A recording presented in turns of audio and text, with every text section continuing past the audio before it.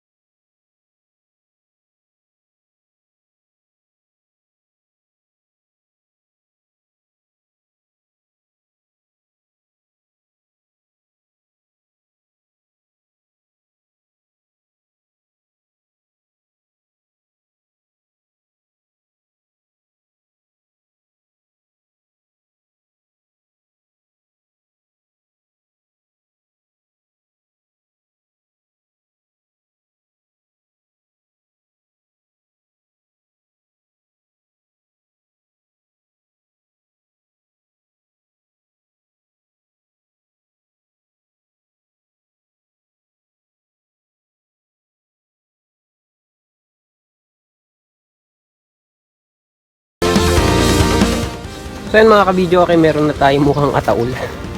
Ataul na box. Ay, nabuo na natin yung ating box.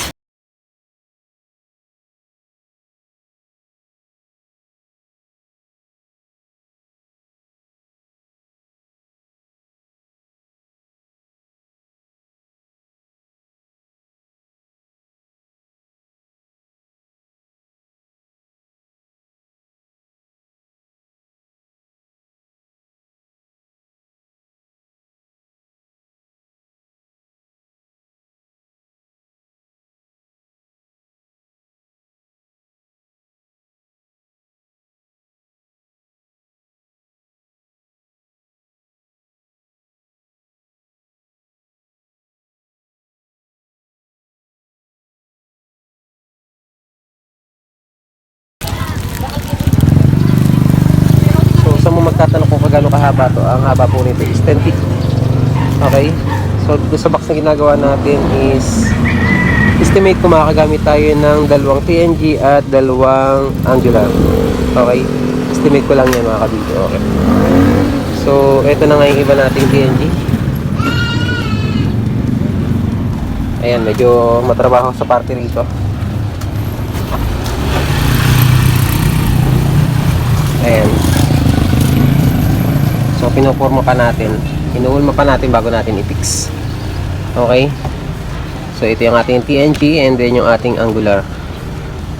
So kung magtatanong kung magkano yung TNG at yung ating angular, sumaabot din siya ng less than 500. Okay? Sa 10 feet.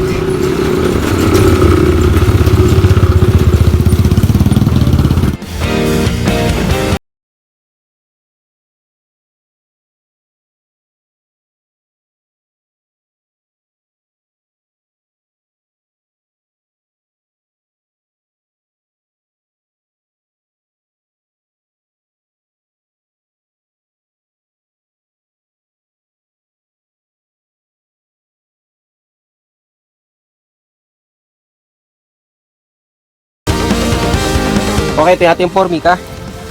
Itong formica na to, nabili natin to sa Wilcone. Pwede rin kayo makabili sa Home Depot. Yung price nito is umaabot ng 1,300. Itong formica na to is makapal siya. At hindi kagaya ng formica na ginagamit natin sa video. Okay.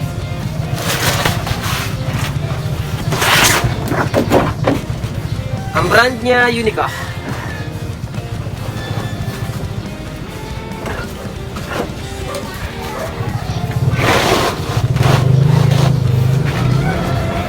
Unica brand.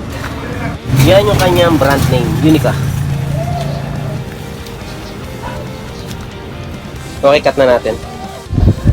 Pag nagkakatay ng formika, ganito lang yung ating ginagamit. Ay basta matulis at matalas.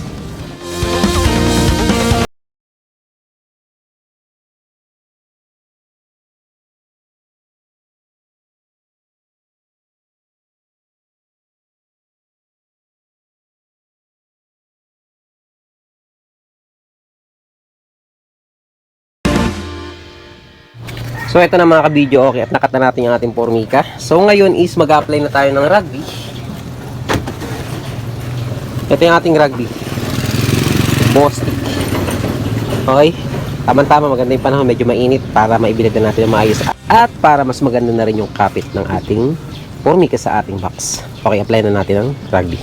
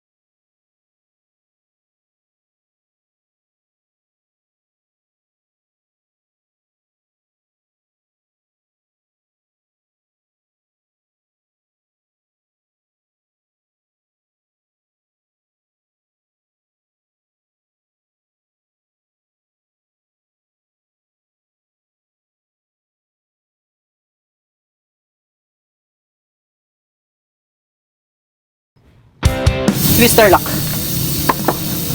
Size niya big.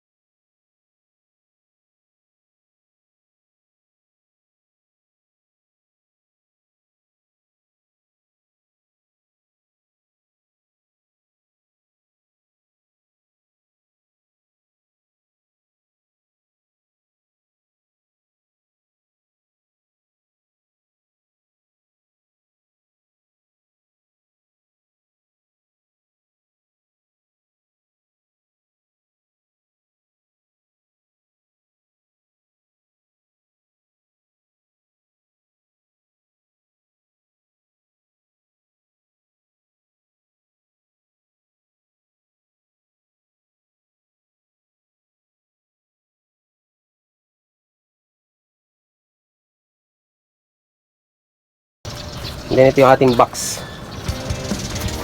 Yung ating ginawang division para tatlong gitara ang pwede nating ilagay dito. And then ito yung ating pinaka-holder sa ating gitara. Okay, para safe na safe talaga sila. Okay, nilagyan natin ng tornilyo, kabilaan. Then ito yung labas.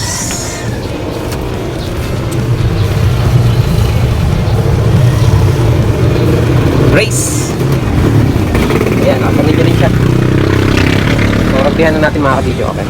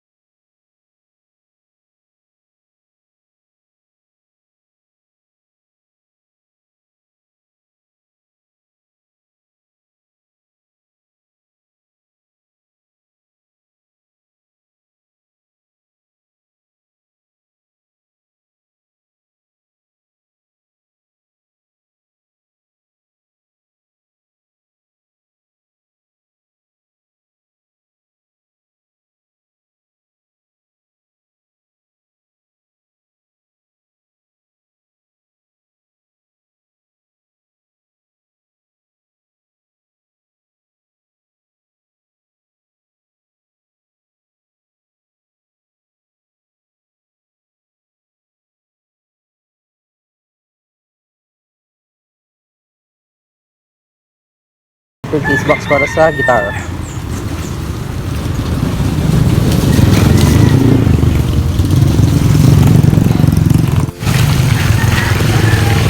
meron siyang rubber feet. Handle. Ito yung ating mga twister lock.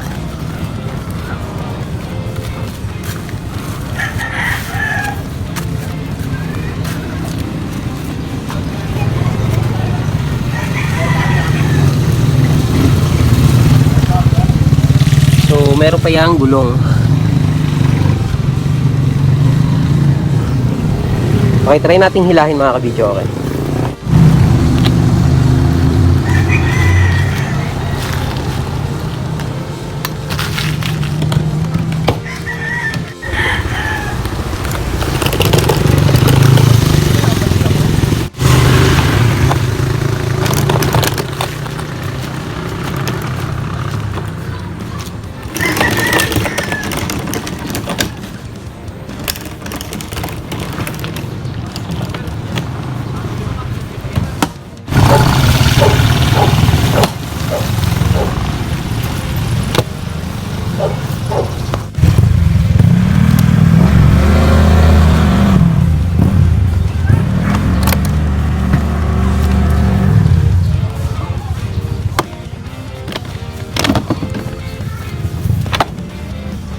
Ito yung loob ng ating ginawang box.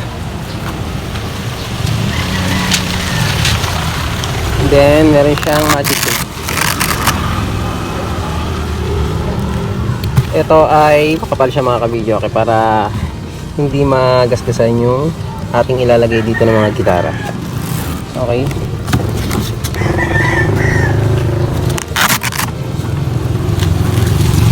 And then, ito yung ilalim. Sampulan natin, mamaya lagyan natin yung ating bass guitar. So yan yung harap niya kapag nakatayo, and then ito naman yung side. Yung taas pala nito is umaabot ng 4 feet. Yan yung ating gulong.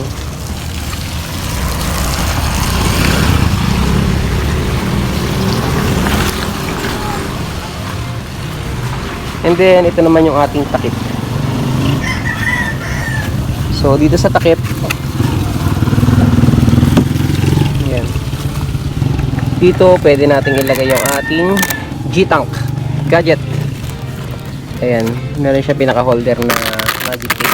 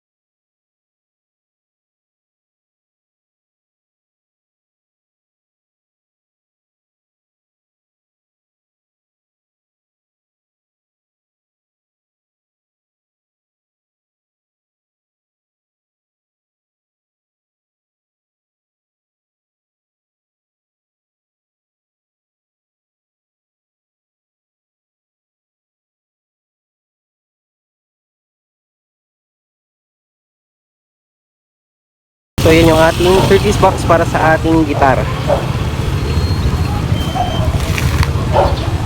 At ready for pickup na po ito mga kabidyo. Okay, at dadalhin ito sa Antipolo Rizal. Okay. So sa mga magtatanong kung magkano bigay natin dito sa 30s box na to para sa ating guitar, sumabot din po siya ng 12,000 para sa 3-in-1 na box para sa guitar.